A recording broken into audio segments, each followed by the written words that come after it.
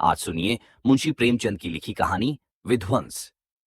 जिला बनारस में बीरा नामक एक गांव है। वहां एक विधवा वृद्धा संतानहीन गोंडिन रहती थी जिसका नाम भुनगी था। उसके पास न तो एक धुर जमीन थी और न ही रहने का कोई घर। उसके जीवन का एकमात्र सहारा भाड़ था।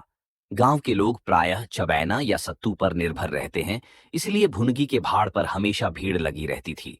वह जो कुछ भुनाई करती वही भूनकर या पीसकर खा लेती और भाड़ की झोंपड़ी के एक कोने में पड़ी रहती। वह प्रातःकाल उठती और चारों ओर से भाड़ झोंकने के लिए सूखी पत्तियां इकट्ठा करती। भाड़ के पास पत्तियों का एक बड़ा ढेर लगा रहता था। दोपहर के बाद उसका भाड़ जलता था, लेकिन एकादशी या पूर्णमासी के दिन भाड़ नहीं जलता था। या जब गांव के जमींदार पंडित उदयभान पांडे के दाने भुनने पड़ते तो उसे भूखे ही सोना पड़ता था। पंडित जी उससे बेगार में दाने ही नहीं भुनवाते थे, बल्कि उसे उनके घर का पानी भी भरना पड़ता था। कभी कभी इसी कारण भाड़ भी बंद रहता था। वह पंडित जी के गांव में रहती थी, इसीलिए उन्हें उससे सभी प्रकार की बेगार लेने का अधिकार था। उसे अन्याय नहीं कहा जा सकता, लेकिन अन्याय केवल इतना था कि बेगार सूखी लेते थे। उनकी धारणा थी कि जब खाने को दिया गया तो बेगार कैसी। किसान को अधिकार है कि बैलों को दिन भर जोतने के बाद शाम को खूंटे से भूखा बांध दे। यदि वह ऐसा नहीं करता तो यह उसकी दयालुता नहीं, केवल अपनी हित चिंता है। पंडित जी को उसकी चिंता नहीं थी, क्योंकि भुनगी दो एक दिन भूखी रहने से मर नहीं सकती थी, और यदि दैव योग से मर भी जाती तो उसकी जगह दूसरा गोंड आसानी से बसाया जा सकता था। पंडित जी की यही क्या कम कृपा थी कि वह भुनगी को अपने गांव में बसाए हुए थे। चैत का महीना था और संक्रांति का पर्व। इस दिन नए अन्न का सत्तू खाया और दान दिया जाता है। घरों में आग नहीं जलती। भुनगी का भाड़ आज बड़े जोरों पर था। उसके सामने एक मेला सा लगा हुआ था। सांस लेने का भी समय नहीं था। ग्राहकों की जल्दबाजी पर वह कभी कभी झुंझलाती थी। तभी जमींदार साहब के यहां से दो बड़े टोकरे अनाज से भरे हुए आ पहुंचे और आदेश हुआ कि उन्हें तुरंत भून दे। भुनगी दोनों टोकरे देखकर सहम गई। अभी दोपहर थी, लेकिन सूर्यास्त से पहले इतना अनाज भुनना असंभव था। थोड़ी देर और मिल जाती तो एक अठवारे के खाने भर का अनाज हाथ आता। देव ने इतना भी न देखा, यमदूतों को भेज दिया। अब रात तक भाड़ में जलना पड़ेगा। एक नैराश्य भाव से उसने दोनों टोकरे ले लिए। चपरासी ने डांट कर कहा, देर न लगाओ, नहीं तो तुम जानोगी। भुनगी ने उत्तर दिया, यहीं बैठे रहो, जब भुन जाए तो ले जाना। किसी दूसरे के दाने छूना तो हाथ काट लेना। चपरासी बोला, बैठने की हमें छुट्टी नहीं है, लेकिन तीसरे पहर तक दाना भुन जाए। चपरासी यह कहकर चला गया और भुनगी अनाज भूनने लगी। लेकिन मन भर अनाज भूनना आसान नहीं था। बीच बीच में भाड़ भी झोंकना पड़ता था। इस कारण तीसरे पहर हो गया और आधा काम भी नहीं हुआ।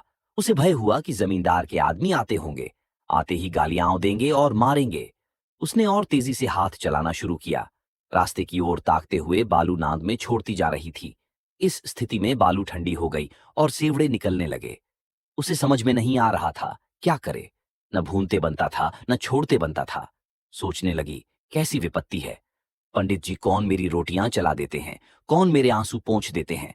अपना रक्त जलाती हूं तब कहीं दाना मिलता है, लेकिन जब देखो खोपड़ी पर सवार रहते हैं, इसलिए कि उनकी 4 अंगुल धरती से मेरा निस्तार हो रहा है।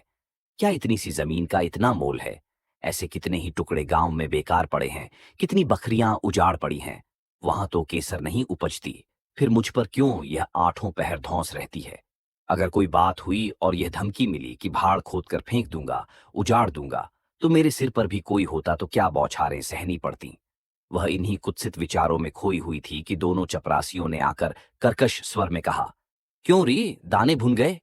भुनगी ने निडर होकर कहा, भून तो रही हूं, देखते नहीं हो।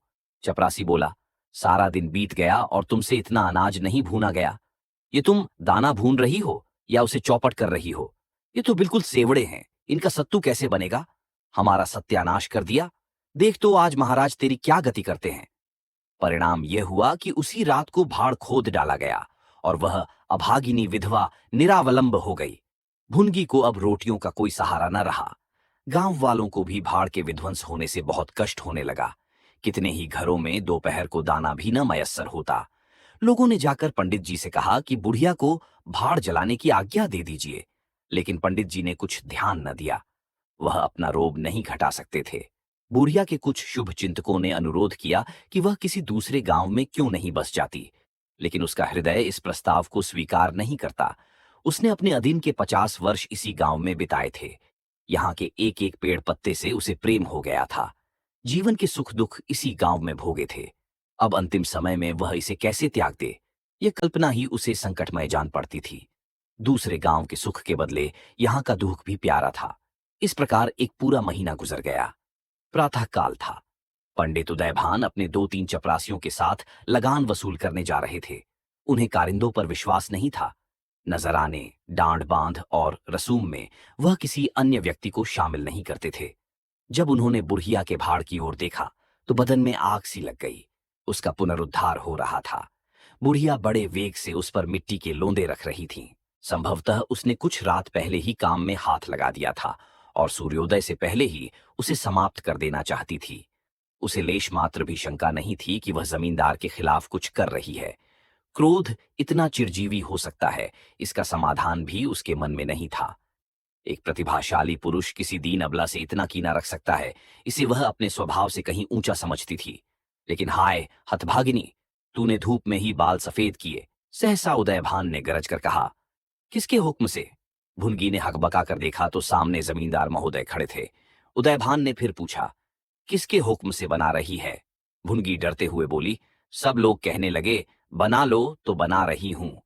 उदयभान ने कहा, मैं अभी इसे फिर खुदवा डालूंगा। यह कहकर उन्होंने भाड़ में एक ठोकर मारी। गीली मिट्टी सब कुछ लिए दी बैठ गई। दूसरी ठोकर नाद पर चलाई, लेकिन बुढ़िया सामने आ गई और ठोकर उसकी कमर पर पड़ी। अब उसे क्रोध आया। कमर सहलाते हुए बोली, महाराज, तुम्हें आदमी का डर नहीं है तो भगवान का डर तो होना चाहिए। मुझे इस तरह उजाड़ कर क्या पाओगे? क्या इस 4 अंगुल धरती में सोना निकल आएगा?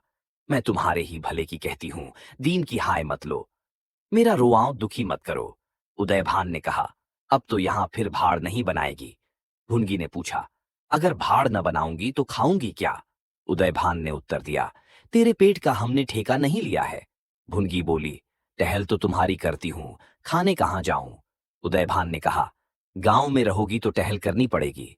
भुनगी ने कहा, टहल तभी करूंगी जब भाड़ बनाऊंगी, गांव में रहने के नाते टहल नहीं कर सकती। उदयभान ने कहा, तो छोड़कर निकल जा। भुनगी बोली, क्यों छोड़कर निकल जाऊं?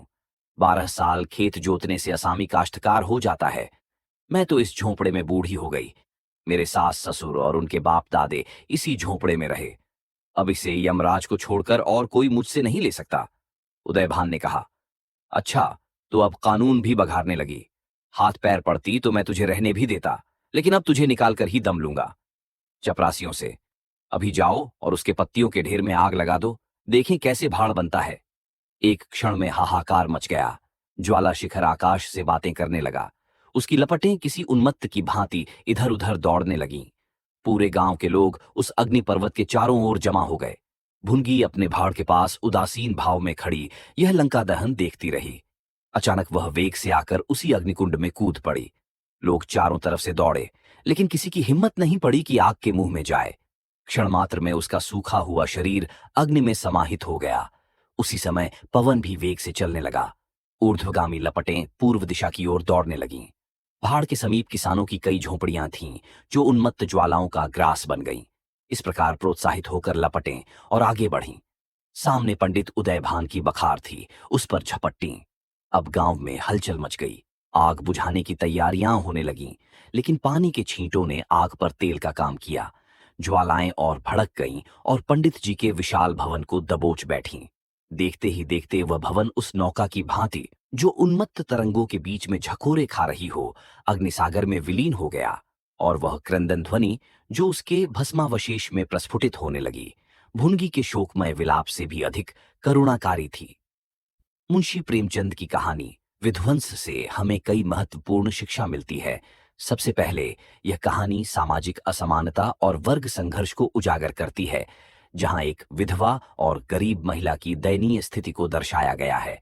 इससे हमें यह समझ में आता है कि समाज में कमजोर वर्ग के लोगों को किस तरह से शोषण का सामना करना पड़ता है।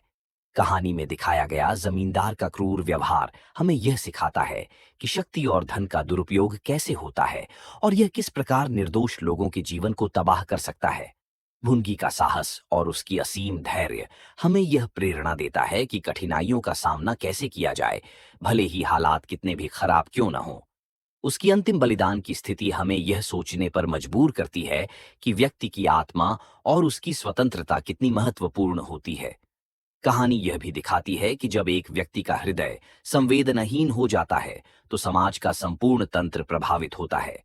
अंततः विध्वंस हमें यह सिखाती है कि मानवता और सहानुभूति के बिना समाज में अराजकता और विध्वंस की स्थितियां उत्पन्न होती हैं। यह कहानी हमें उन सामाजिक मुद्दों पर विचार करने के लिए प्रेरित करती है जो आज भी प्रासंगिक हैं। आप सुन रहे थे मुंशी प्रेमचंद की लिखी कहानी विध्वंस।